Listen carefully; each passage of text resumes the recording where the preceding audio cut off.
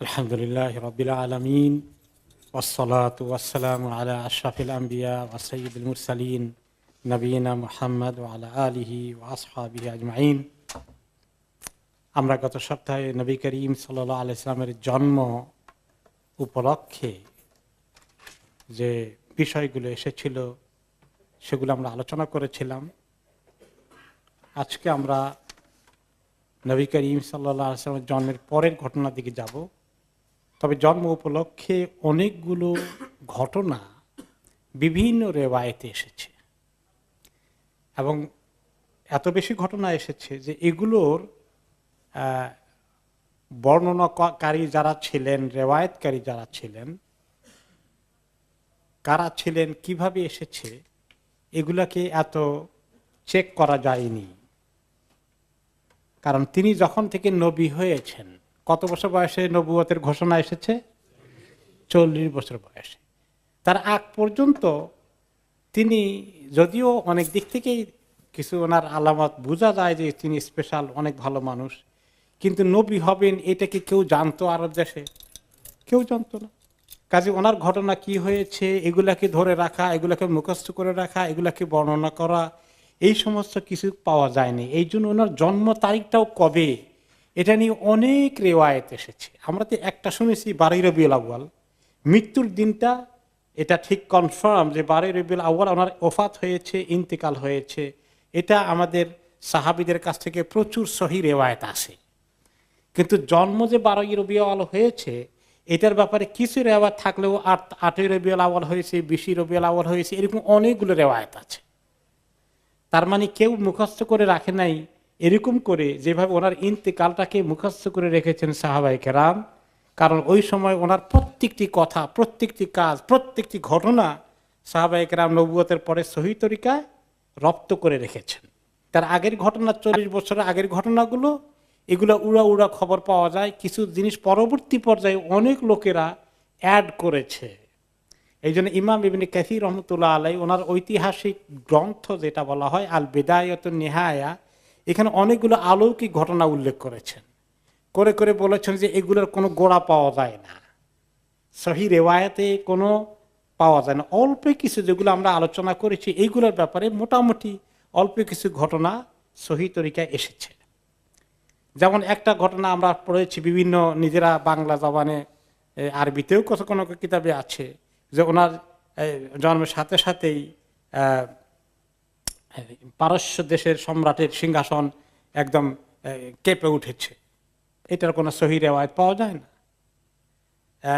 এভাবে করে ইরানের যারা পারসিক ধর্মের অনুসারী ছিল তাদের মাবুদ হচ্ছে আগুন, আগুনটা হঠাৎ করে নিভে গেছে, এর কোনো সহি রেওয়ায়েত পাওয়া যায় না।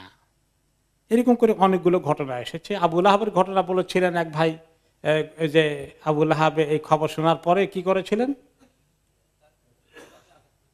তার দাসীকে মুক্ত করে দিয়েছেন। এইরকম ঘটনাগুলো, এবং এই ফলে তার আযাবের কিছু কমতি হয়ে যাবে, এরকম কোনো ঘটনার খবর সহি রেওয়ায়েতে পাওয়া যায় না। এরকম অনেক।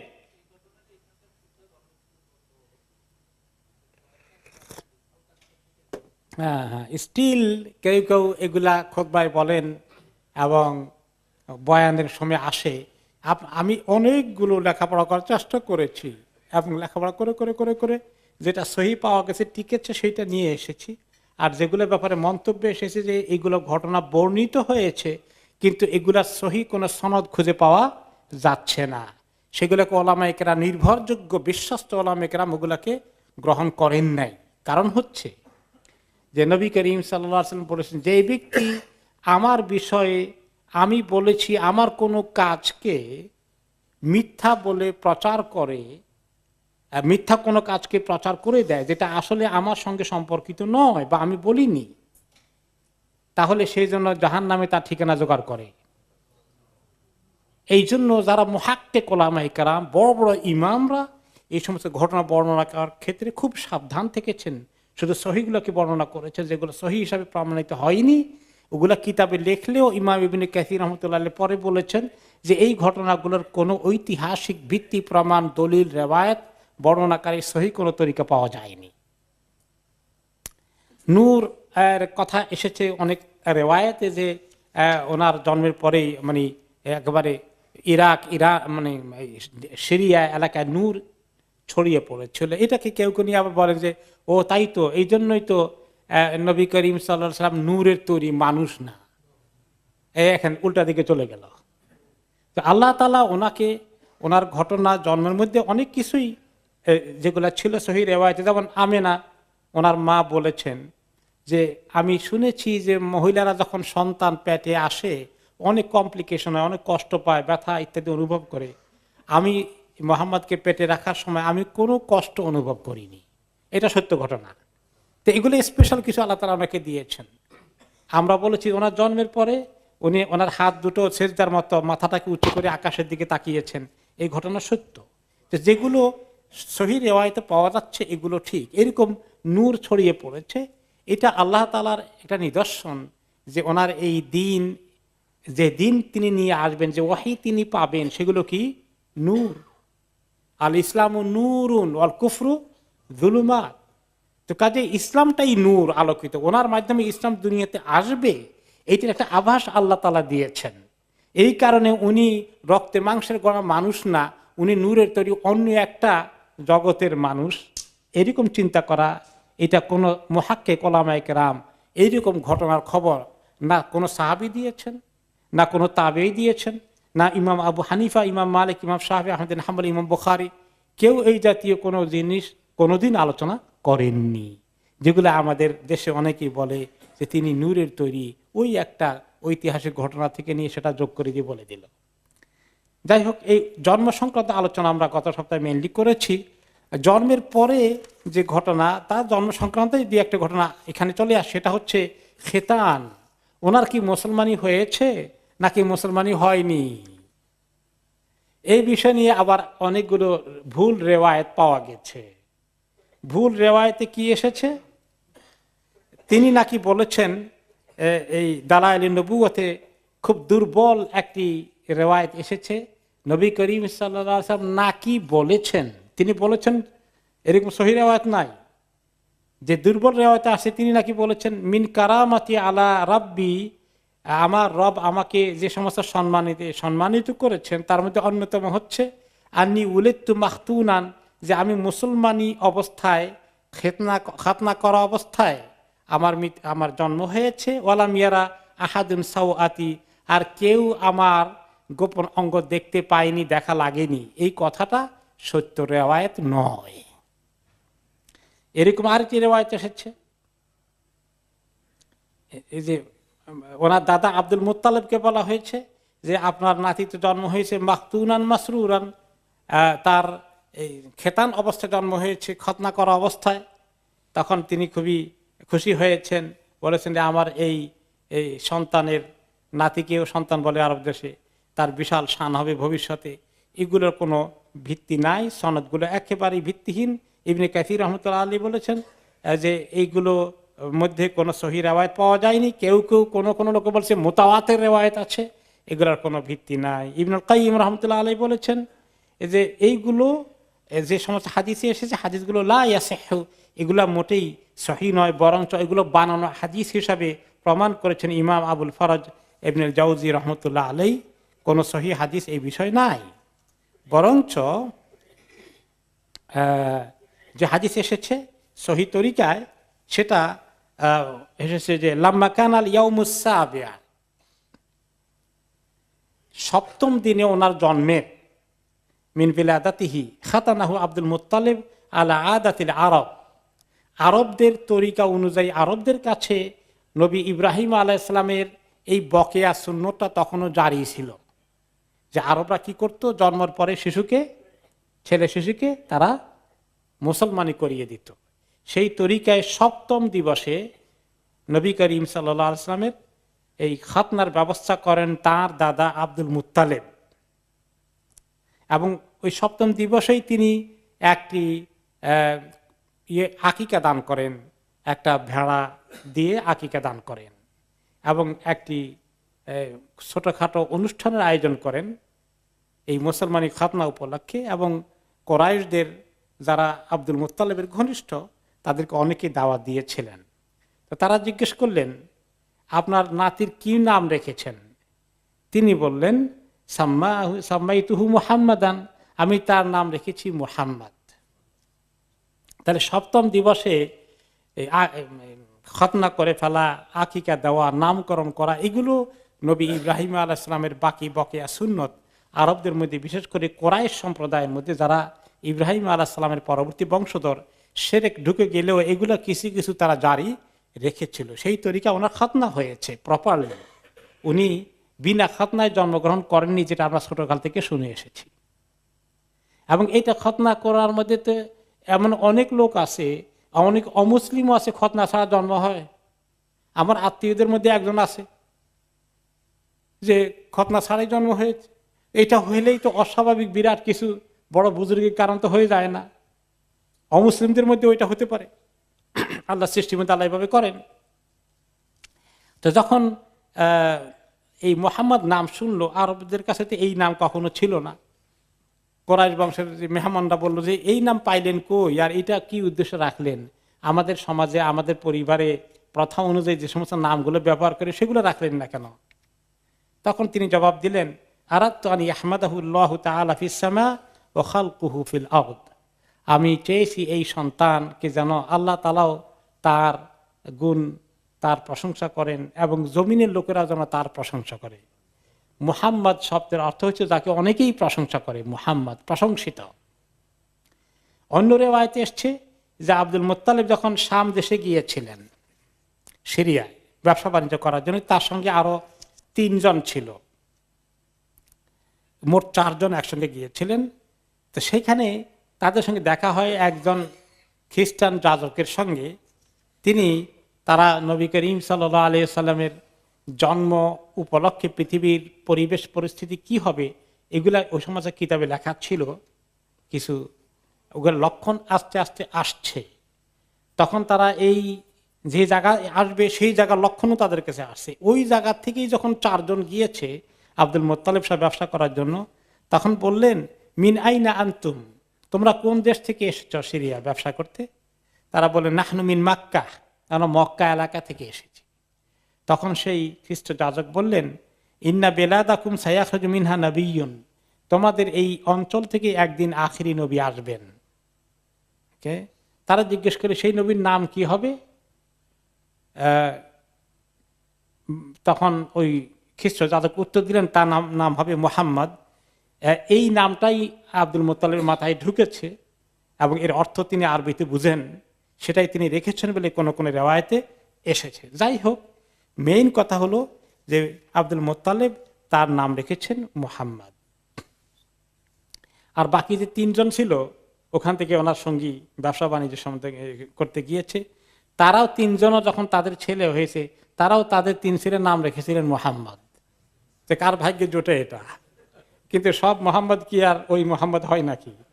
যাকে আল্লাহ নিযুক্ত করে রেখেছেন তিনি আসল মোহাম্মদ হয়েছেন। তাহলে 7ম দিনে ওনার মুসলমানি হয়ে গেল, খেতান হয়ে গেল এবং ওনার নামটাও কনফার্ম হয়ে গেল। আর আসলে আমাদের হাদিসে তো তাই, নবী করিম সাল্লাল্লাহু আলাইহি ওয়াসাল্লাম বলেছেন 7ম দিবসে নাম রাখো, 7ম দিবসে আকিকা করো, এবং কোন কোন হাদিসে 7ম দিবসে 7 দিনের দিনই খতনা করার কথাও এসেছে। তাহলে উনি তো একেবারে নতুন সব শরীয়ত নিয়ে আসেন নাই, তাই না? তিনি তো ইব্রাহিম আলাইহিস সালামের শরীয়তের অনেক কিছু, মুসা আলাইহিস সালাম, ঈসা আলাইহিস সালামের অরিজিনাল শরীয়তের বিষয়গুলো তো প্রায় নবীদের ক্ষেত্রে একই ছিল, অনেকগুলো বিষয়। এই জন্য ওনাকে আমরা যে মিল্লাতের অনুসারী হব, নবী করিম সাল্লাল্লাহু আলাইহি সাল্লামকে আল্লাহ তাআলা বলেছেন আলা মিল্লাতি ইব্রাহিম। কাজেই এতে বোঝা যায় যে সমস্ত নবীরাই অনেকগুলো এই সমস্ত শরীয়তের হুকুম আহকামের মধ্যে মানে অল্প কিছু বিষয় পরিবর্তন পরবর্তী পর্যায়ে হলেও অরিজিনালিটি কিন্তু অনেকগুলো মিল আছে সমস্ত নবীদের শরীয়তের মধ্যে। এরপরে আসে ওনার দুগ্ধ পান, ওনার দুধ মা জোগাড় করা। এটা দুধ মা জোগাড় করার দরকার হলো কেন, তাই না? এটা একটা প্রশ্ন আসে না? নিজের মাকে রেখে হালিমাকে দিতে হয়েছে কেন, এটা একটা প্রশ্ন আসে কিনা? আসে। তো প্রথমত হলো যে ওনার জন্মের পরেই অবশ্যই উনি ওনার মায়ের দুধ খেয়েছেন, প্রথমে আমেনার দুধ খেয়েছেন, এবং এরপরে আরেকজন বাঁধি ছিল এই আবু লাহাবের এই বাঁদির কথা সহিহ রিওয়ায়াতে আসছে, তার নাম হলো সুয়াইবা। আবু লাহাবের বাঁদির তখন কোলে বাচ্চা ছিল, তো সেও এই মুহাম্মদ সাল্লাল্লাহু আলাইহি ওয়াসাল্লামকে বাল্যে বয়সে দুধ খাওয়াইয়েছেন। হালিমার কাছে যাওয়ার আগে এইখানেও সেও কয়েকদিন দুধ খাওয়ানোর চান্স নিয়েছেন। কারণ অনেক সময় মহিলারা যখন দেখে যে সুন্দর বাচ্চা কোলে নিতে মনে চায়, তাই না? কোলে নিলে এখন মহিলার তো নিজের ছোট বাচ্চা আছে, বুকে দুধ আছে, তো সে মহিলা শখ করে খাওয়াই দিয়েছে। আর ওই মহিলা অনেককে এইভাবে দুধ খাওয়াইছে। এমনকি হামজা রাদিয়াল্লাহু আনহু, নবী করিম সাল্লাল্লাহু আলাইহি ওয়াসাল্লামের এই কাছাকাছি জন্মের পিরিয়ডে ওনারও জন্ম হয়েছে, ওনারও দুধ খাওয়াইছে এই মহিলা সুয়াইবা। এই সুয়াইবাটা মহিলাটা পরবর্তী পর্যায়ে উনি ছিলেন ওই ইথিওপিয়া থেকে আসা বাঁধি আবু লাহাব। তিনি পরে ইসলাম কবুল করেছেন কি কবুল করেননি এটা নিয়ে বেশ কিছু রেওয়ায়েত এসেছে। এরপরে আরেকজনের দুধ তিনি খেয়েছেন, উম্মে আইমানের খবর এসেছে।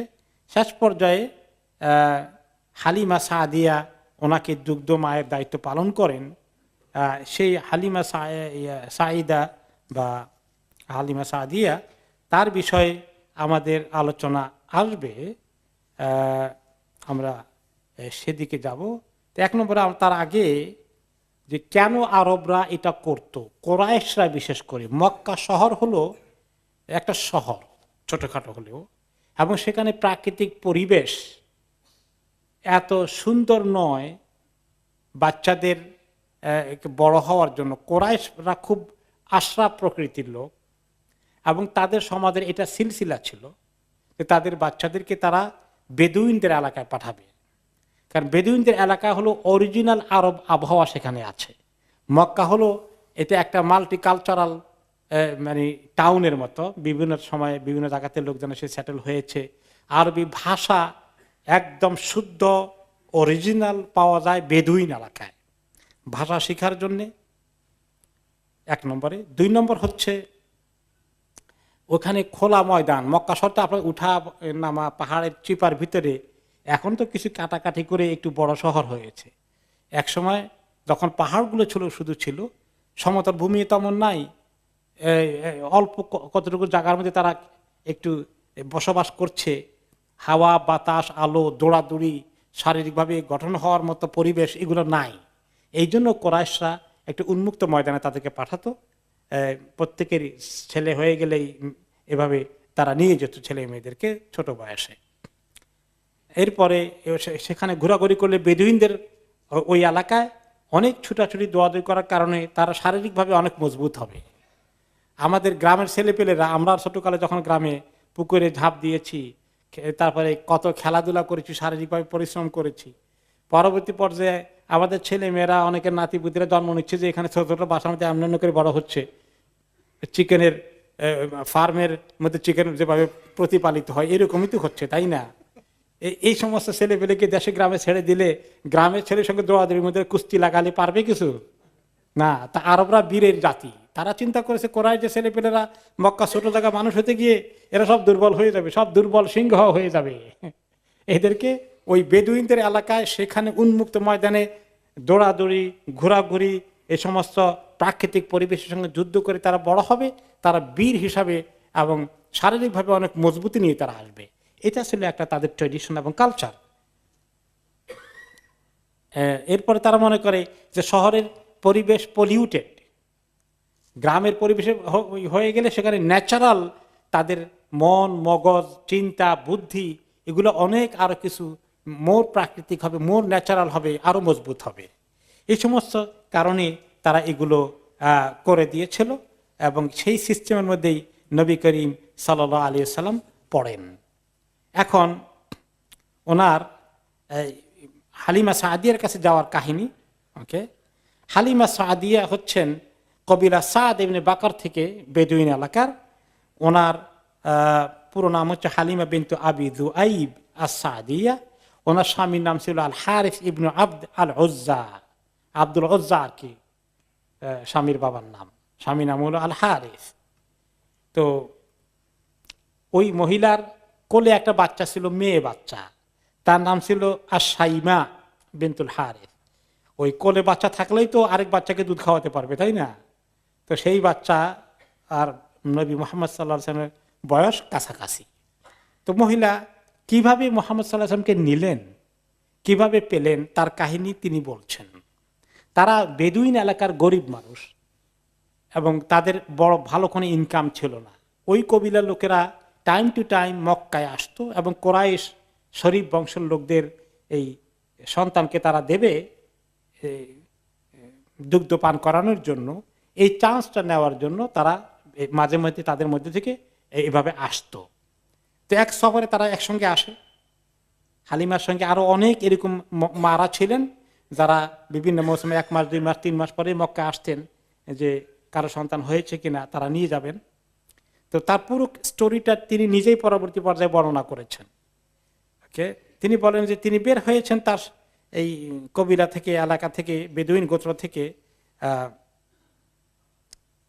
বনি সাদের আরো অনেকগুলো মানুষের সঙ্গে এসেছিলেন মক্কায়। এবং এমন একটা সময় ছিল ওই বৎসর তিনি যখন আসেন, বিশেষ করে তখন ফিসানাতিন শাহবা, দুর্ভিক্ষের বৎসর। দুর্ভিক্ষের কারণে তাদের কবিলায় আরো বেশি তারা অভাবে পড়ে যায়। তখন তারা বাধ্য হয়ে অনেকেই মক্কার দিকে আসে। আমি যখন আসলাম আমার স্বামীকে নিয়ে, আমরা একটা গাধা ছিল, আমাদের গাধাটাও খুব দুর্বল হয়ে গেছে, কারণ দুর্ভিক্ষের কারণে ও খরার কারণে, অনাবৃষ্টির কারণে এলাকায় যে কিছু ঘাস টাস হওয়ার কথা সেগুলো হচ্ছিল না। যার ফলে আমরা খুব কষ্টের দিন যাচ্ছিল অভাব অনটনে। আর আমার কলিজের সন্তান ছিল, এই সন্তানটা ঠিকমতো খানা দানা না পেয়ে, দুধ না পেয়ে, এই ছেলেটাও সারা রাত্র কাঁদতো, ঘুমাইতেও পারতাম না। এই কষ্টের মধ্যে আসছি যে কোরাইশ বংশের ভালো ধনী পরিবারের একটা ছেলে পেলে পাওয়া গেলে তারা যে টাকা পয়সা খানা দানা দেবে, এগুলা উপলক্ষে আমাদেরও কিছু একটু জীবন বাঁচানোর একটু সম্বল হবে। তারপরে বলে যে বাচ্চা তো আনতে গিয়েছি, আমার বাচ্চা তো মানে আমার বুকের দুধ পায় না, কেমনি যে আরেক বাচ্চাকে খাওয়াবো, কিন্তু এখন যান বাঁচানোর জন্য তো গেছি আনতে বাচ্চা। ওকে, এরপরে আমি আসলাম মক্কা। এসে আমরা এখন খুঁজতেছি কারা কারা সন্তান কোলে আছে এবং তারা অপেক্ষায় আছে দুধ মার কাছে দেবে। তো আমরা যে কয়জন এসেছি সবাই খবর পেল যে এরকম ঘুরে ঘুরে বাড়ি বাড়ি দেখছে কার সন্তান আছে। তো নবী মুহাম্মদ সাল্লাল্লাহু আলাইহি সাল্লামের খবরও পাওয়া গেল যে আমিনার সন্তান আছে, তারা দেওয়ার অপেক্ষায় আছে। তো সব মহিলারাই দেখলো, দেখে কেউ আমিনার এই সন্তানকে নেয় না, আমিও নেই নাই।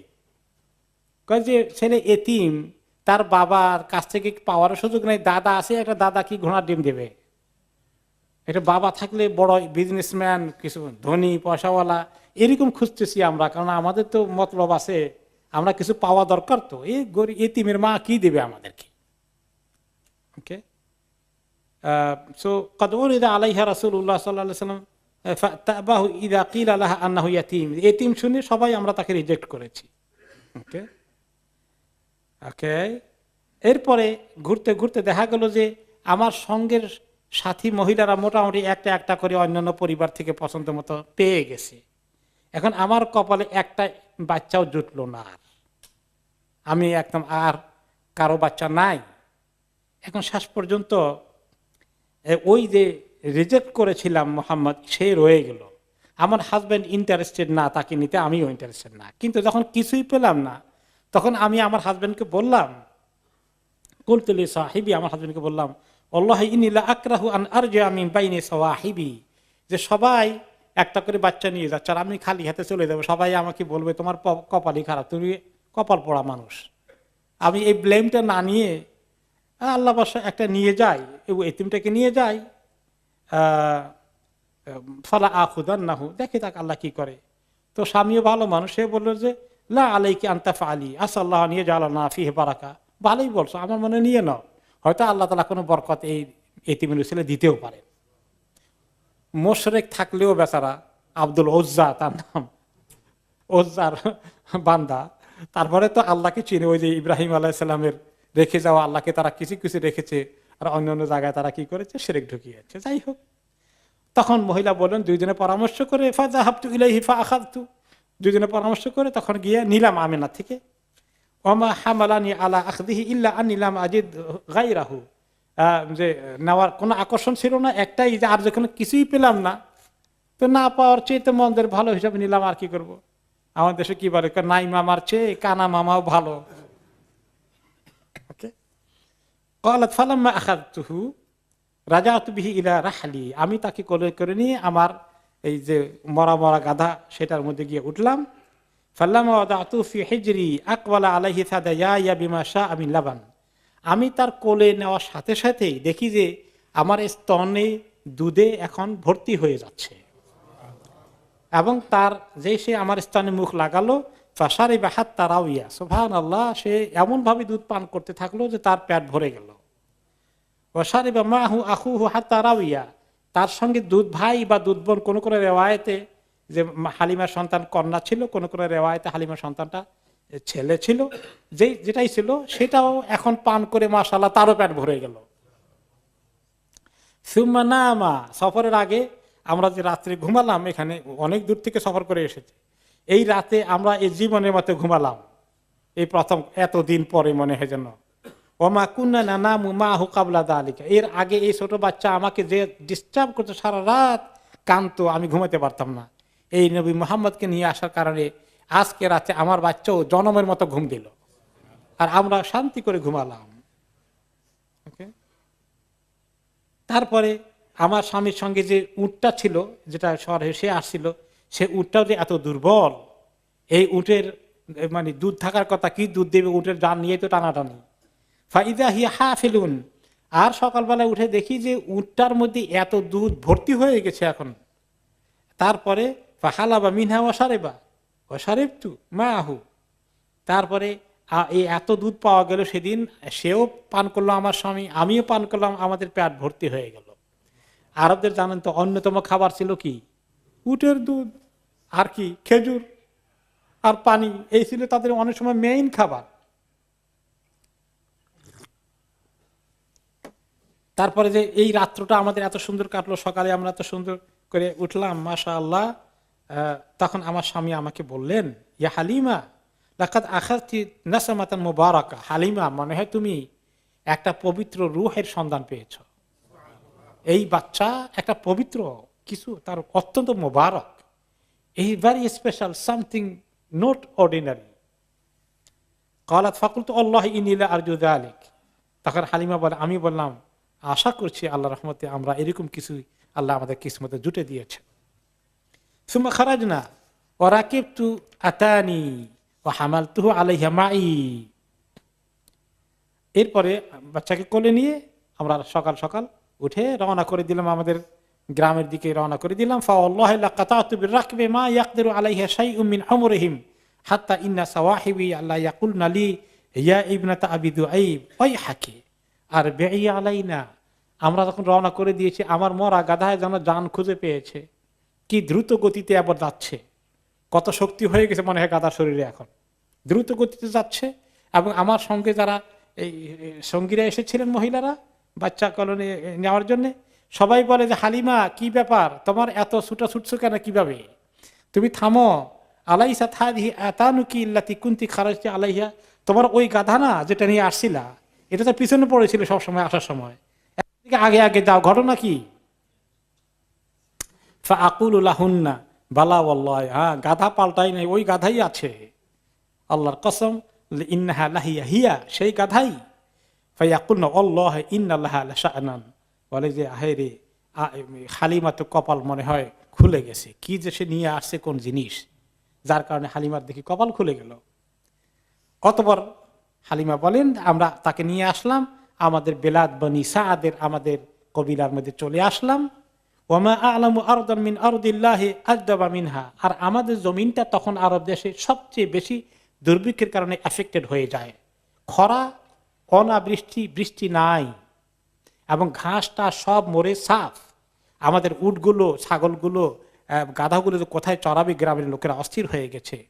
কিন্তু আমার যে একটা ছোটখাটো ছাগলের পাল ছিল, সেগুলো তো সবগুলোই শুকিয়ে পেটে আর পিঠে লেগে গেছে।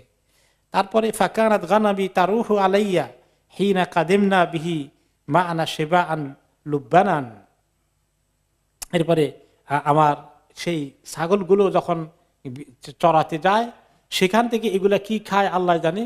এই নবী মুহাম্মদকে ঘরে আনার পর থেকে ওই দিন থেকেই প্যাট ভর্তি করে ছাগলগুলো ঘরে চলে আসে, এবং এই ছাগল থেকে আমরা সুন্দর পরিমাণ দুধ পাচ্ছি এবং আমরা আলহামদুলিল্লাহ দুধ খাচ্ছি, অন্যদেরকেও দিচ্ছি। ওমা ইয়াহলিবু ইনসানুন কাতরাতা লাবান, আমাদের আশেপাশের প্রতিবেশীদের কারো কিসমতে এক ফোঁটা দুধ জুটছে না, কারণ কোনো ছাগল উটের কোনো দুধ নাই, সব শুকিয়ে গেছে। ওকে, হাত্তা কানাল হাদিরুনা মিন কওমিনা ইয়াকুলুনা লিরুয়াইহিম, আমাদের আশেপাশে লোকগুলো বলে, এই ছেলেপিলেরা যেগুলো ছাগল চড়াইতে যায়, উট চড়াইতে যায় মাঠের মধ্যে, তোরা কোথায় ছাগল চড়াস, উট চড়াস? যেখানে হালিমার উট চড়ায় এবং ছাগল চড়ায় ওই জায়গায় নিয়ে যাবি, তার ছাগল পেট ভর্তি করে আসে, তোদের ছাগল খালি পেটে আসে কেন? ওকে, তারপর তারা তাই করে, কিন্তু দেখা যায় তাদেরগুলা ওই পেটে পিঠে লেগেই ফেরত আসে, কিন্তু এই হালিমার গুলো পেট ভর্তি করে ঘুরে আসে। এইভাবেই তাকে আল্লাহ বরকতে ভরপুর করে দিলেন। এরপরে হালিমার সঙ্গে কন্ট্রাক্ট ছিল 2 বছর তাকে রাখবে, 2 বছর পরে ফেরত নিয়ে আসবে, এবং দুধ খাওয়ার টাইমও তো শেষ। কোরআনে পাক তো মেইনলি 2 বছর খাওয়ানোর কথা আছে সব নবীদের। ইব্রাহিম আলাইহিস সালামেরও একই শরীয়ত ছিল, সেটা আরবরা ফলো করতো। 2 বছরই তারা দুধ খাওয়াতো এবং তারপরে নিয়ে আসতে হবে। এখন কিন্তু হালিমা বলেন যে 2 বছরে এই মোহাম্মদ মনে করেন 4 বছরের বাচ্চা হয়েছে।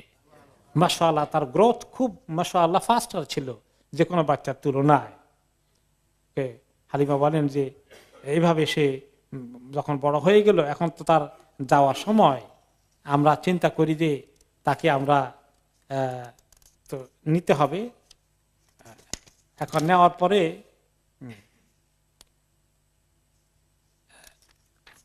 যখন 2 বছর পুরা হয়ে গেল, তখন তো তিনি নিয়ে গেলেন।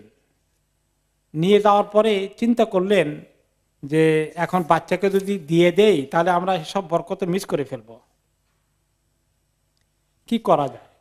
তখন অনেক বুঝালেন, ওয়াদা তো কন্ট্রাক্ট ঠিক রাখতে হয়, 2 বছরের মাথায় পুরো হয়ে গেছে, দিয়ে আসতে হবে। নিয়ে আসছে, আসার পরে বললেন আমিনাকে, শোনেন বাচ্চা তো নিয়ে আসছি কথা মতো, কিন্তু এখন আপনাদের মক্কায় এই মুহূর্তে কিছু একটা চলতেছিল, একটা রোগের প্রাদুর্ভাব আছে, যে সে তো বাইরে ছিল, এখন হঠাৎ করে এই রোগের এক ধরনের যেটা চলতেছে, এই সিজনটা অন্তত পার করা পর্যন্ত, শেষ হওয়া পর্যন্ত মনে হয় আমাদের কাছে আপনি দিয়ে দিলেই ভালো হবে, কারণ এখন আমরা সেফ ফিল করতেছি না। সে এমন একটা জায়গা থেকে আসে, হঠাৎ করে যখন এখানে ঢুকবে মক্কার বাতাস তাকে অসুস্থ করে ফেলে কিনা। আর আমিনা এই কথা দ্বারা কনভিন্স হয়ে গেলেন, যদিও সন্তানের মায়া উনি ছাড়তে কষ্ট হচ্ছে, তারপরে সন্তানের সেফটির কথা চিন্তা করে তাদেরকে তিনি পাঠিয়ে দিয়ে দিলেন। আবার হালিমা খুশি হয়ে বাচ্চাকে নিয়ে আসলো। হালিমা বলেন ফাকাদিমনা বিহি আলা উম্মিহি জাইরিন লাহা, যে বাচ্চাকে নিয়ে তো আসলাম তার মায়ের কাছে, ওয়া নাহনু আহরাসু শাইইন আলা মুকসিহি ফিনা, কিন্তু আমরা চাচ্ছিলাম যে কিভাবে তার কোন বুদ্ধি করে আবার ফেরত নেই। ওয়া লিমা কুননা নারা মিন বারাকাতিহি, যে তার উপস্থিতি আমাদেরকে কিভাবে বরকতে ভরপুর করে দিয়েছিল। ফাকাল্লামনা উম্মাহু, তার মাকে বললাম লাউ তারাকতি বুনাইয়া ইনদি হাত্তা ইয়াগলুদা ফাইনি আখশা আলাইহি ওয়াবা মাক্কা, আমার মনে হয় যে আমার কাছে আর কিছুদিন রেখে দেন, মক্কা যে সমস্ত টাইম টু টাইম একটা রোগের প্রাদুর্ভাব ঘটে, এগুলো হজম করার মতো আর একটু শক্তিশালী হোক, মানে আরো কিছু সময়, হয়তো 1 বছর 2 বছর এরকম কিছু লম্বা একটা টাইম আমাদের কাছে দিয়ে দেন। হালিমা দিতে চাচ্ছিলেন না। ফালাম নাজাল বিহা হাত্তা রাদ্দাতহু মানা, আমরা অনেকক্ষণ থাকলাম, বহু যুক্তি দিয়ে শেষ পর্যন্ত ওনাকে কনভিন্স করে ফেললাম। কনভিন্স করলে আবার বনি সাআদে আমাদের পরিবারে আমরা নিয়ে আসলাম। তো এখানে আসার পরে প্রায় মাস 3 থাকলো। এর মধ্যে একটা বড় ঘটনা ঘটে যায়, ওনার সিনা চাকের ঘটনা ঘটে। সেটা কিভাবে ঘটে?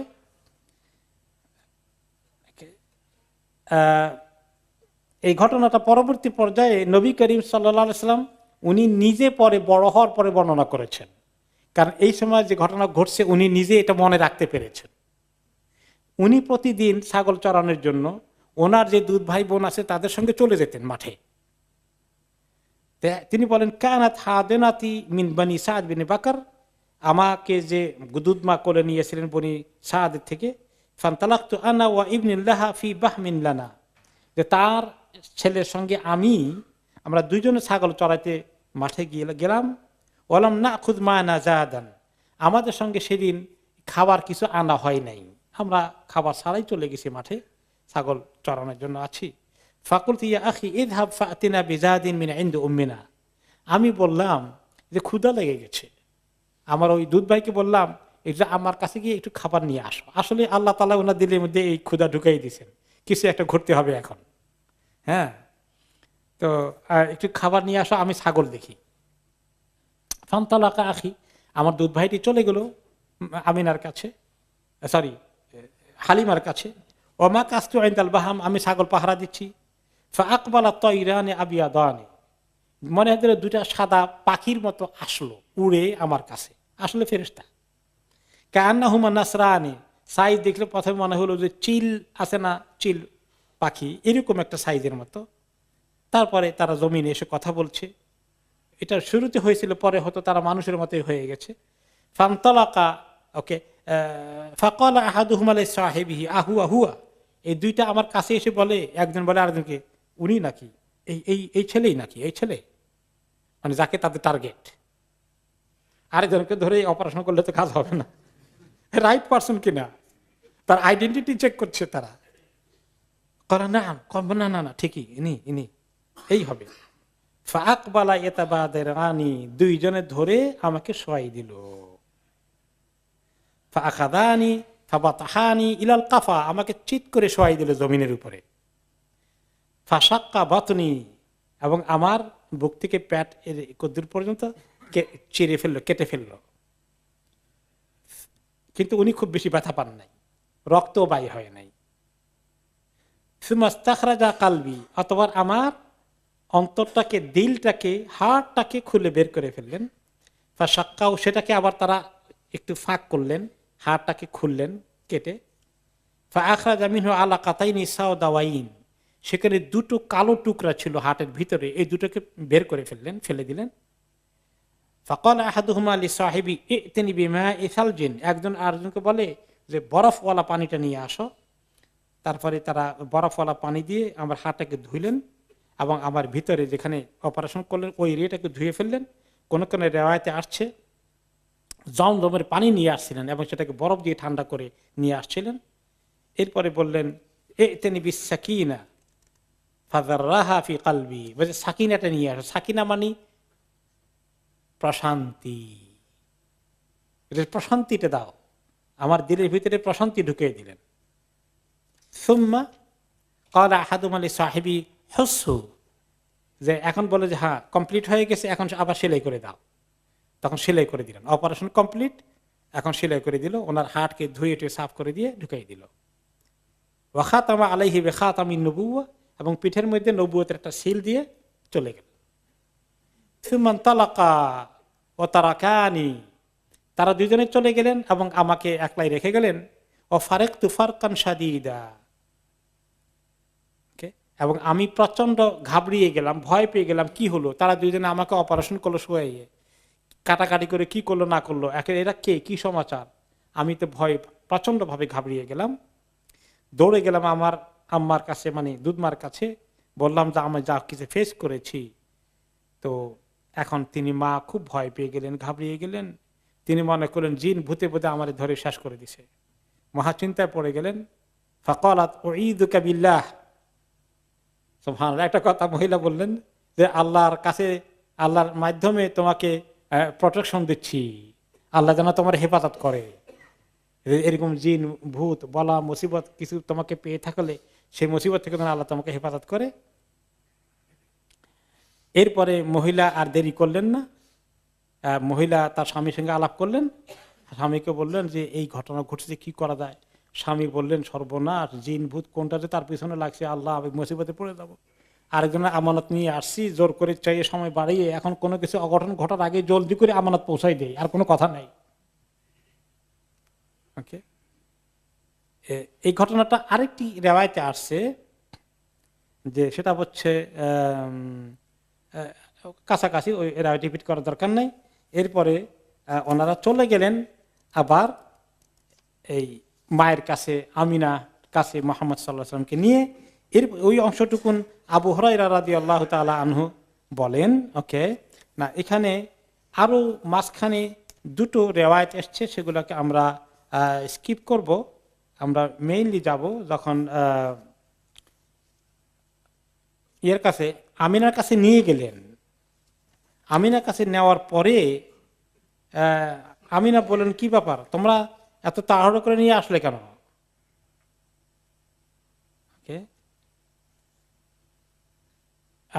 তোমরা নিয়ে গেলা তাকে, অনেকদিন রাখবা, কিন্তু এখন দেখি জলদি করে নিয়ে এসেছ।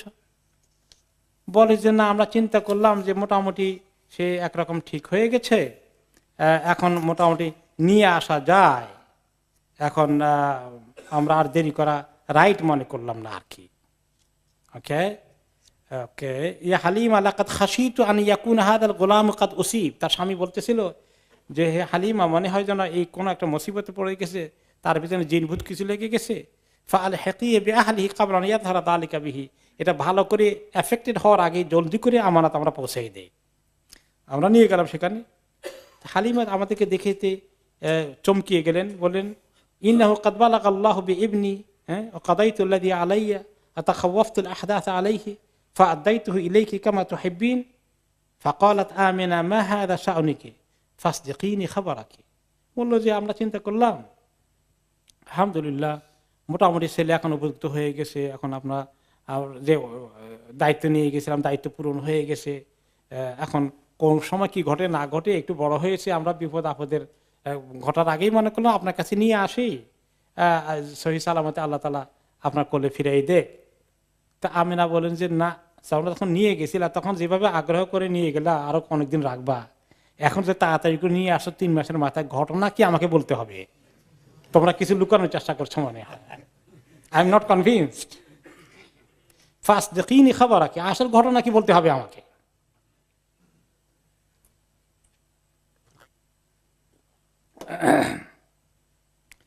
قالت হালিমা ফালাম তাদানি হাত্তা আখবারতুহা।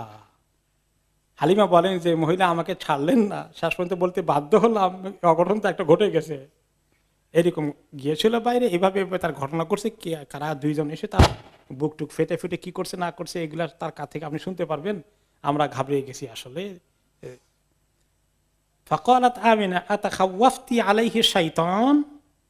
তো আমিনা বলেন, তোমরা কি মনে করেছো শয়তান জিন ভূত কিছু তাকে এফেক্ট করেছে, তার উপরে সওয়ার হয়েছে, আসর করেছে? ক্বালাত হালিমা নাম। হালিমা হ্যাঁ, এরকমই আমরা আশঙ্কা করেছি।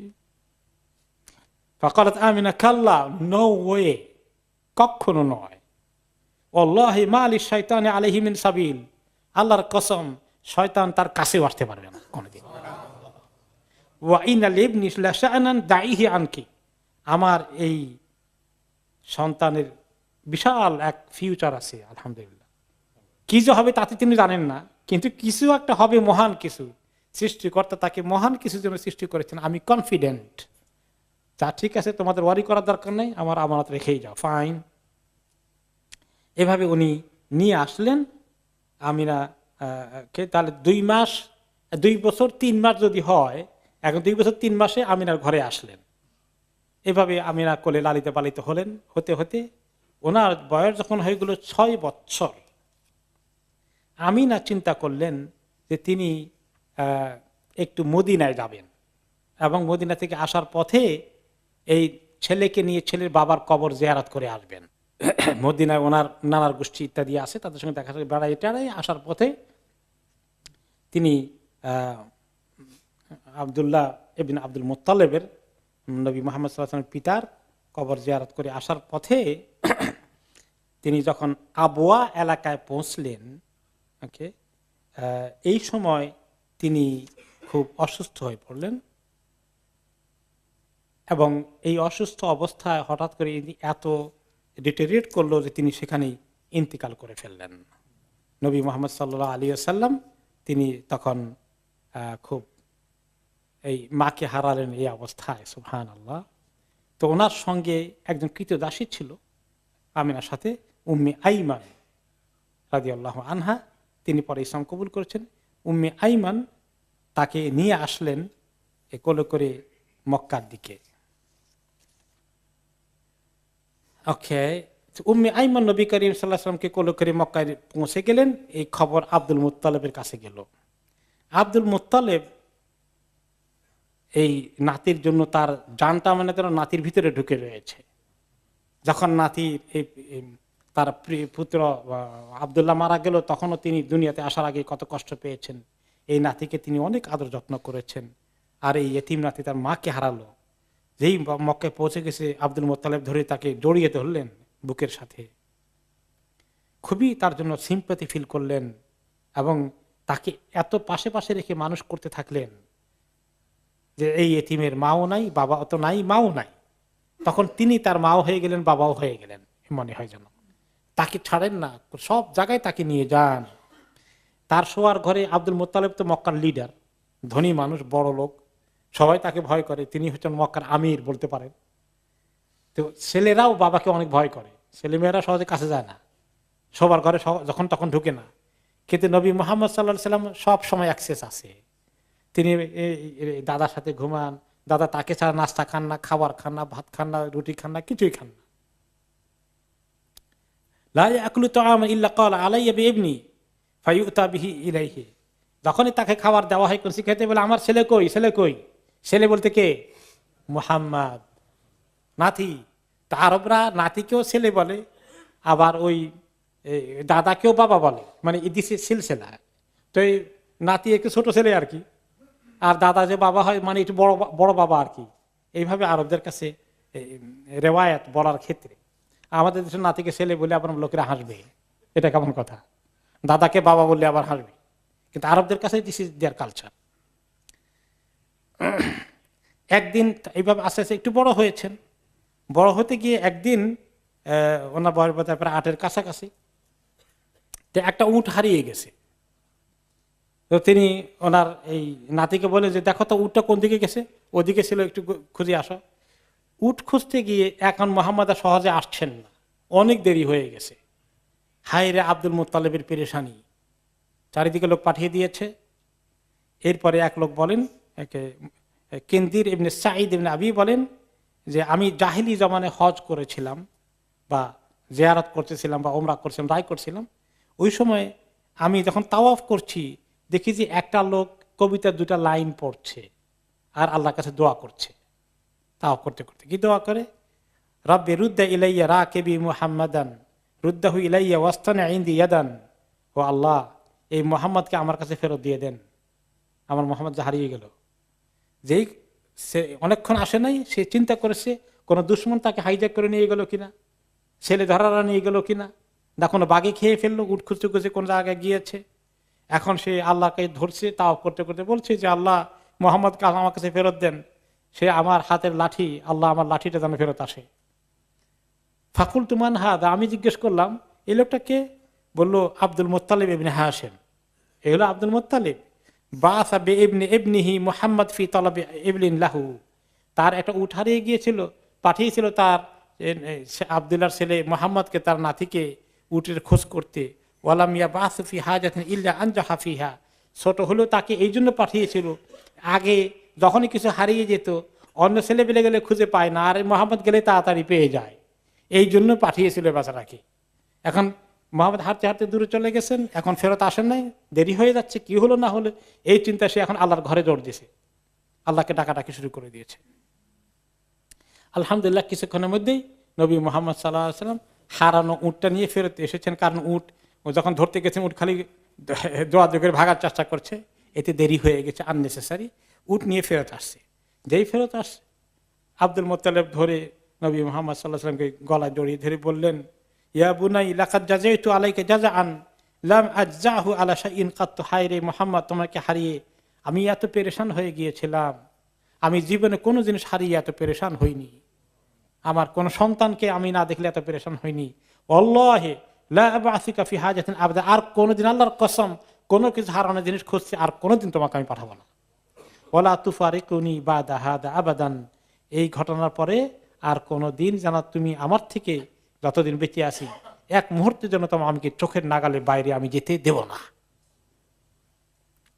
আব্দুল মুত্তালিব কি করতেন আরো, তার নিজের লিডার কাবার পাশে, কাবার ছায়ায় হেলান দিয়ে বসার জন্য তার একটা আসন ছিল ছোটখাটো, এটা সবাই জানতো আব্দুল মুত্তালিবের আসন। তার ছেলেপেলেরা রিল্যাক্স টাইমে বাবার চতুর্পাশে এসে বসতো, কিন্তু কারো সাহস হতো না কোনোদিন ওই বাবার আসনে গিয়ে একটু জায়গা নিয়ে বসবে। বাবার গদি আর কি, গদি বুঝছেন তো, গদিটা একটু সাইজে বড় আছে, তো ওখানে আরো দুই একজন বসতে পারে। ছোটখাটো ছেলেপেলে হলেও আব্দুল মুত্তালিবের ছেলে যদি বয়সে ছোট কেউ থাকে, কেউ সাহস করে ওখানে বসতো না।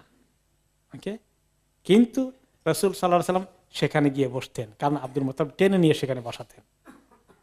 কোনো কোনো সময় যখন সে চলে আসতো, ওনার সামনে মেহমান টেমন আছে, অন্য লোকরা, অন্য কবিলা লোকেরা দেখা করতে এসেছে, তো ছেলেপেলেরা বলতো, চাচারা বলতো, তুমি এখন ওইদিকে থাকো, লোক আসছে ওনার কাছে, এখন যাইও না।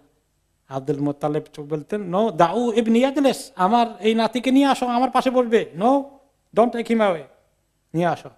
ফাওয়াল্লাহি ইন্নাল্লাহু শাআনান, আল্লাহর কসম তার একটা বিশাল ফিউচার আছে, ভবিষ্যতে আল্লাহ তাকে অনেক বড় শানদার কিছু করবেন। অতঃপর তার এই বিছানায় বসাতো এবং তার পিঠে হাত বুলিয়ে দিয়ে আদর করতো। ওয়াসুরহুমা ইয়ারাহু ইয়াসনাউ, দেখতো খালি মোহাম্মদ কি করে, কলিজার টুকরাটা যখন কি করে দেখতে মনে চায় না? আমাদের নিজেদের ছোটখাটো মানুষের নাতি দেখলেও যেরকম ভাবে আদর করতে মনে চায়, এতে আমার নাতিটা খায় কেমনে, কথা বলে কেমনে, নাতিটা হাঁটে কেমনে, দেখতে মনে চায়। আব্দুল মুত্তালিব এইভাবে শুধু তাদেরকে তাকিয়ে থাকতেন। এই অবস্থায় 8 বছর বয়সে পৌঁছলেন রাসূলুল্লাহ সাল্লাল্লাহু আলাইহি সাল্লাম। আর 8 বছর বয়সে আব্দুল মুত্তালিবের ইন্তেকাল হয়ে গেল। ওকে, এখন আব্দুল মুত্তালিব ওসিয়ত করে গেল যাওয়ার সময় তার এই দায়িত্ব কে নিবে, তখন আবু তালেবকে তিনি ওসিয়ত করলেন। আবু তালেব হলেন আব্দুল মুত্তালিবের অন্যতম ভালো ছেলে এবং সেই মক্কার লিডার হলেন তার পিতার মৃত্যুর পরে আবু তালেব, এবং তাকে অনেক শক্ত করে ওসিয়ত করেছেন। ওকে, রাইট।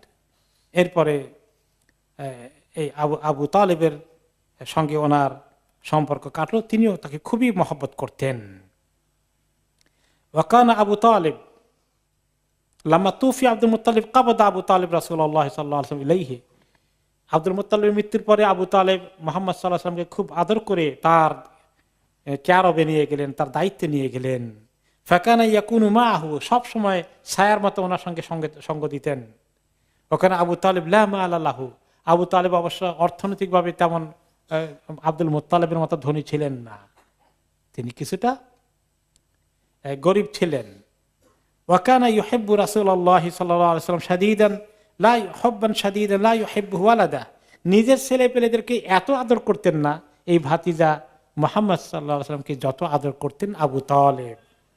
ওয়াকানা লা ইয়ানামু ইল্লা ইলা জামবিহি, আবু তালেব এই ভাতিজাকে পাশে না নিয়ে ঘুমাইতেন না। ওয়ায়াখরুজু ফায়াখরুজু মাআহু, কোন দিকে নিয়ে গেলে তাকে সাথে নিয়ে যেতেন। ওয়াকানা ইয়াখুসু বিত্তাআম, খাবার দাবারে স্পেশাল খাবারটা তাকে নিয়ে খেতেন, তাকে খাওয়াতেন। ওয়াকানা ইযা আকালা আয়ালু আবু তালিব জামিয়ান আও ফুরাদা লাম ইয়াশবাউ।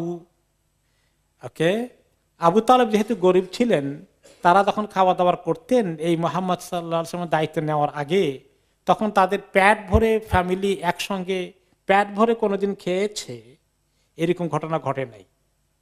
ইযা আকালা মাহুম রাসূলুল্লাহ শাবিউ, যখন থেকে রাসূলুল্লাহ সাল্লাল্লাহু আলাইহি ওয়াসাল্লাম তাদের সঙ্গে খেতে বসতেন, তখন সবাই পেট ভরে খাওয়া শেষ করে উঠতে পারতেন।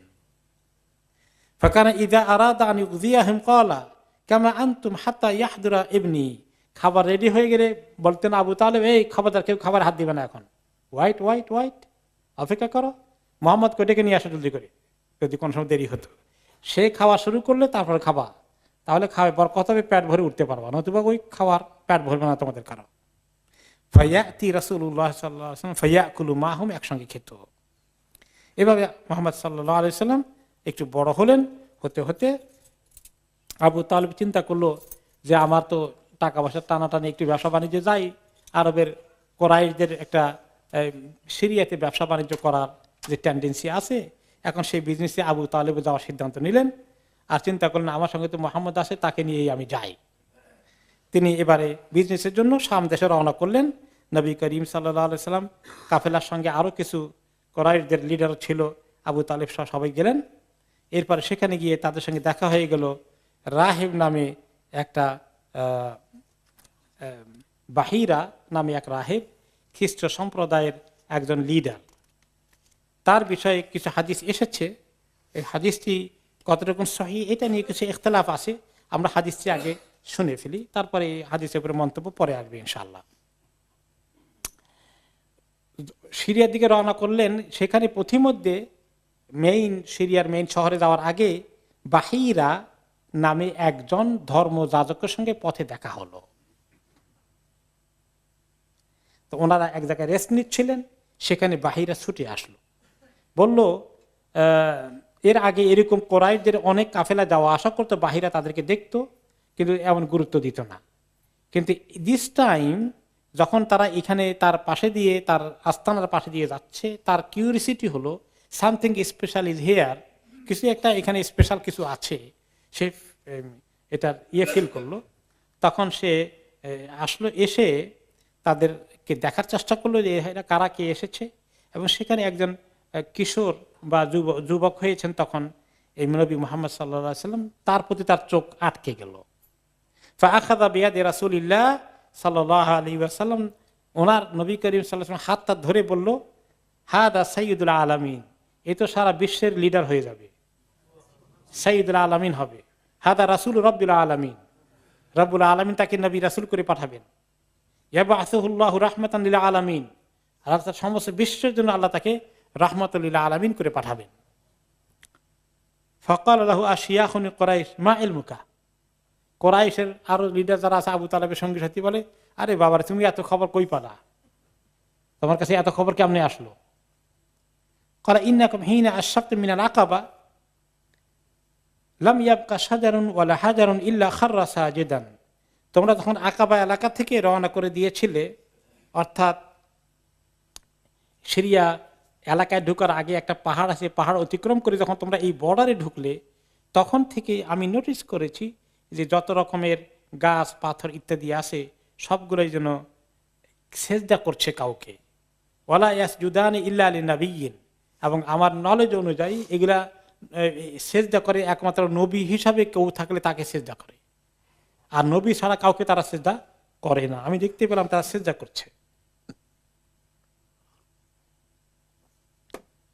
ওয়া ইন্নী আ'রিফুহু বিখাতামিন নবুওয়াতি আসফালা মিন গুদরুফি কাতিফি মিসলা তুফাহা, আর আমি আরো ভালো করে কনফার্ম হয়েছি তার কাপড়ের ফাঁকে দিয়ে, তার ঘাড়ের নিচে, পিঠের মধ্যখানে যে একটি আপেলের সাইজের মতো যে নবুয়তের খাতামুন নবিয়্যিন, নবুয়তের সিল আছে, এটা আমি দেখার চান্সও নিয়ে ফেলেছি। এর একটা এরকম ছোট্ট একটা চামড়া, মানে একটু গোস্ত একটু উঁচু, এবং সেখানে কতগুলো এক্সট্রা পশম এরকম করে ওই এরিয়াটা কাভার করেছে। যেভাবে আমাদের বডির মধ্যে মাঝে মধ্যে কোনো কোনো এলাকা থাকে না, একটু কারো কারো শরীরে এরকম দাগ থাকে, জন্ম দাগ বলে আমাদের দেশে, আর কোনো নাম আছে কিনা, বিভিন্ন আঞ্চলিক নাম আছে। তো ওখানে একটু উঁচু এবং কয়েকটা চুল একটু বড় হয়ে থাকে, পশম কয়েকটা, এরকম একটা এরিয়া সেখানে আছে। ওকে, সুম্মা রাজা ফাসানা আলাহুম তাআমান, এটা দেখে সে কথা বলে সে বাহিরা তার নিজের আস্তানায় আসলো এবং কিছু খাবার তৈরি করলো। ফালাম্মা আতাহুম বিহি ওয়া কানা হুয়া আইয়া রাসূল ফি রিআইয়াতিল ইবল, খাবার নিয়ে এসেছে, এসে দেখে যে এদেরকে খাওয়াবে, কিন্তু মেইন টার্গেট তো একজন এসেছে, উনি তো নাই, কোথায় গেছে উনি? ওই যুবকটা কই? বলে তাকে আমাদের ওই উটগুলো দেখা সাক্ষাৎ করাতে, মানে লুক আফটার করতে ঘাসের কাছে নিয়ে পাঠিয়ে দিয়েছি, এখন খাবার তো এদের জন্য আনা নেই, মেইন পার্সনই মিসিং। ক্বালা আরসিলু ইলাইহি, ওকে, তখন তারা পাঠালো ওনার কাছে ওনাকে নিয়ে আসতে, ওনাকে নিয়ে আসো, আমি খাবার তো সে তার উপলক্ষে এনেছি। তো নিয়ে আসলো, যখন নিয়ে আসছে দেখা যায় উনি আসছেন ভরা দুপুরে রোদের মধ্যে, ওনার মাথায় উপরে একটা ম্যাগের ছায়া ওনাকে ফলো করছে। ফালাম্মা দানা মিনাল কওম ওয়াজাদাহুম কাদ সাবাকু ইলা ফাইই শাজারা, ওকে,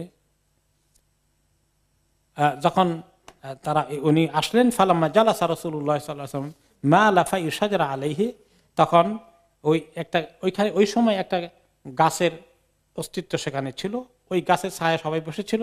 যেই নবী করিম সাল্লাল্লাহু আলাইহি সাল্লাম আসলেন, গাছের ছায়া বাহিরা দেখতে পেলেন যে এটা নবী করিম সাল্লাল্লাহু আলাইহি সাল্লামের দিকে ছায়াটা এভাবে যাচ্ছে। ওদের কাছ থেকে গাছটা সরে ছায়া দিচ্ছে এখন এদিকে। ফাকাল বাইনামা হুয়া কাইমুন আলাইহিম ওয়া হুয়া ইউনাশিদুহুম উনজুরু ইলা ফাইয়া শাজারা মা লা আলাইহি, তোমরা দেখতে পাচ্ছ না এই যে গাছের ছায়া তোমাদের থেকে সরে ওনার দিকে চলে গেছে।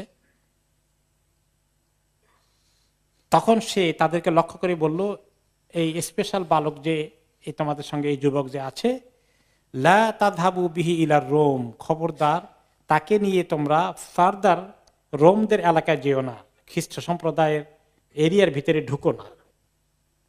ফাইন্নার রুমা ইন রাআউহু আরাফুহু বিসিফাতি ফায়াকতুলুনা, সেখানে তারা চরমপন্থী খ্রিস্টান, তারা যদি দেখে যে আখিরি নবী চলে এসেছে, চিনতে পায়, তাহলে তারা তাকে কিল করে ফেলবে, হত্যা করে ফেলবে। ফালতাফাতা ফাইদা বিসাবআতিন কাদ আকবালু মিনার রুম ফাস্তাকবালাহুম ফাকালা মা জাআ বিকুম। এবং রিওয়ায়াত কতটুকু সহিহ কতটুকু সহিহ না পরে চেক হবে।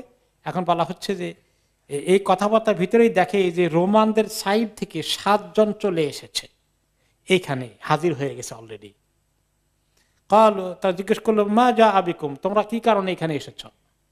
ক্বালু জিনা আন হাযা নবী খারিজান ফি হাযা শাহর, যে এই মাসেই এই নবী নবুয়ত নিয়ে পাওয়ার কথা, এই নবুয়ত পাবে, আমরা এই নবী তালাশে এসেছি। ফালাম ইয়াবকা তারিকুন ইল্লা বুইসা ইলাইহি বিউনাসিন, তার খোঁজে আমাদের সম্রাট চতুর্দিকে লোক পাঠিয়েছেন যে আরবদের কোন এলাকায় সে আছে তাকে খুঁজে বের করতে হবে। ওয়া ইন্না কাদ উখবিরনা খাবারহু, আমরা খবর পেয়েছি আরবদের কিছু লোক এখান দিয়ে বাণিজ্য কাফেলার সঙ্গে এসেছে, সেই জন্য আমরা এখানে আসলাম। ফাবুইসনা ইলা তারিকিকা হাযা ক্বালা ফাহাল খালফাকুম আহাদুন হুয়া খায়রুম মিনকুম। তো তখন অনেক কথাবার্তা হলো, হতে হতে শেষ পর্যন্ত বলল, বাহিরা তখন তাদেরকে বলছে, আচ্ছা তোমরা ওই নবীকে, নবীর নবুয়ত পাওয়া স্টপ করতে চাও তাই না, তার যেন এগুলো না হয় কিছু। তো আল্লাহ তাআলা যদি কাউকে নবী বানানোর সিদ্ধান্ত নেয়, তোমরা কি তাকে আটকাতে পারবা? কলুলা, তা তো পারবো না। এরপরে অনেক কথাবার্তা হলো, হতে হতে শেষ পর্যন্ত আবু তালেব বললেন যে এক কাজ করো, একে নিয়ে আমরা সামনের দিকে যাব না, তাকে নিয়ে ফেরত চলে যাও। আবু বকর এবং বেলালকে দিয়ে পাঠিয়ে দিলেন যে তোমরা তাকে নিয়ে মক্কায় চলে যাও। কিন্তু এই হাদিসটির ব্যাপারে অনেক কথাবার্তা এসেছে, কোন কোন স্টোরিতে এই ঘটনাটাকে উল্লেখ করা হয়েছে। ইমাম ইবনে কাসির রহমতুল্লাহ আলাইহি এটাকে বলেছেন যে এই ঘটনাটা সনদ খুবই দুর্বল। ইমাম ইবনে কাসির বলেছেন, ইমাম যাহাবি বলেছেন হাদা মুনকারুল হাদিস, মুনকার জিদ্দান। কারণ এই সময় আবু বকর মাত্র 10 বছর বয়স এবং নবী করিম সাল্লাল্লাহু আলাইহি সাল্লাম তার থেকে আরো ছোট। আর বেলাল এই সময় কিভাবে থাকবে? বেলালের তো এই সময় কোনো সন্তানই হওয়ার কথা না।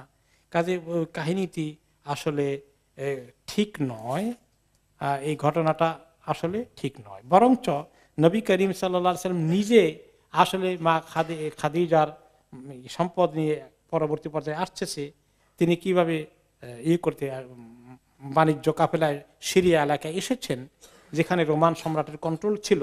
ঠিক আছে, এই ঘটনাটা সেখানে মিলে না বিধায় ইমাম যাহাবি এই ঘটনাটাকে রিজেক্ট করেছেন এবং এটা আসলে সত্য ঘটনা নয়। বরঞ্চ তিনি যখন আস্তে আস্তে বড় হলেন তখন তিনি আবু তালেবের ঘরে, আবু তালেব মাল আল্লাহ, তার সম্পদ ছিল না বিধায় আবু তালেব কিছু ছাগল চরানোর ব্যবস্থা করলেন এবং এই দায়িত্ব তিনি দিলেন নবী মুহাম্মদ সাল্লাল্লাহু আলাইহি সাল্লামকে। তিনি মক্কার বাইরে গিয়ে কিছু ছাগল চরানোর কাজ করতেন এবং সেটা আবু তালেবের জন্য কিছু হেল্পফুল হতো। এবং এটা পরবর্তী পর্যায়ে রাসূলুল্লাহ সাল্লাল্লাহু আলাইহি ওয়াসাল্লাম বলেছেন, মা বাসাল্লাহু নাবিয়ান ইল্লা রাআল গানাম, আল্লাহ তাআলা যখনই কোনো নবীকে পাঠিয়েছেন ছাগল চরানো ছাড়া কোনো নবী পাঠান নাই। কারণ কি? ক্বালা আসহাবু ওয়া আনতা ইয়া রাসূলুল্লাহ, আপনি কি ছোটকালে ছাগল চড়িয়েছেন? ক্বালা নাম, আমিও চড়িয়েছি। কুনতু আর আহা আলা কারারিত আলি আহলি মক্কা, মক্কা লোকদের কাছে সামান্য কিছু অল্প পয়সা দিয়ে তারা আমাকে রাখাল হিসাবে ব্যবহার করেছে এবং আমি ছাগল চড়িয়েছি, যেটা এনে আবু তালেবের হাতে দিয়েছে, কোন রকম বেচারা সংসার চালিয়েছেন। এবং তিনি আরো বলেন যে মুসা আলাইহিস সালামও ছাগল চড়িয়েছেন, দাউদ আলাইহিস সালামও ছাগল চড়িয়েছেন, আর আমিও ছাগল চড়িয়েছি। ওয়ানা আর আগানা মানলি আহলি বি আজিয়াদ, এই যে মক্কা আজিয়াদ এলাকা আছে ওনাদের বাড়ির কাছে, ওই আজিয়াদ এলাকায় আমি ছাগল চড়িয়েছি, তিনি সেটা বলেছেন। তো এই ছাগল চড়ানোর মধ্যে অনেক শিক্ষা আছে নবীদের জন্য, অনেক ট্রেনিং আছে।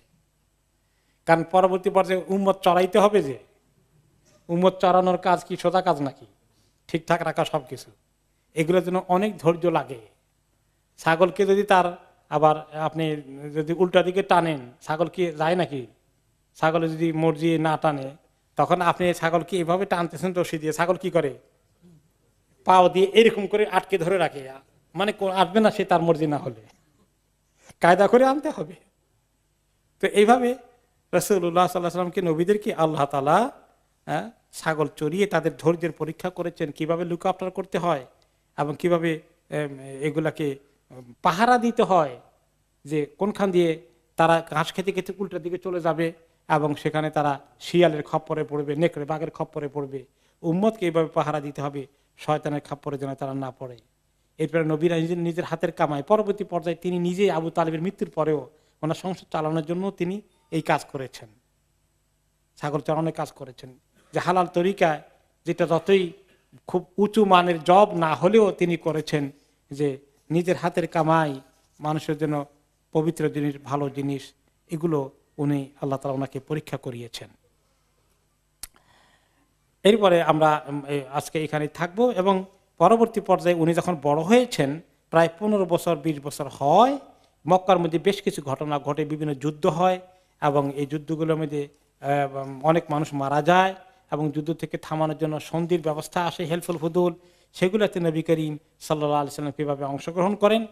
এরপরে খাদিজা রাদিয়াল্লাহু আনহুর টাকা পয়সা নিয়ে যখন নবী করিম সাল্লাল্লাহু আলাইহি ওয়াসাল্লাম মোটামুটি 20 পার হয়ে গিয়ে 25-এর কোঠায় পা দিয়েছেন, তিনি কিভাবে নিজেই ব্যবসা বাণিজ্যের জন্য তিনি এখন চিন্তা করলেন এবং খাদিজা রাদিয়াল্লাহু আনহার মাল টাকা পয়সা নিয়ে তিনি এই পার্টনারশিপ বিজনেসে সিরিয়া বাণিজ্য গেলেন। এগুলো আমরা আগামী সপ্তাহে শুনবো ইনশাআল্লাহ। ওয়াবিল্লাহি তৌফিক।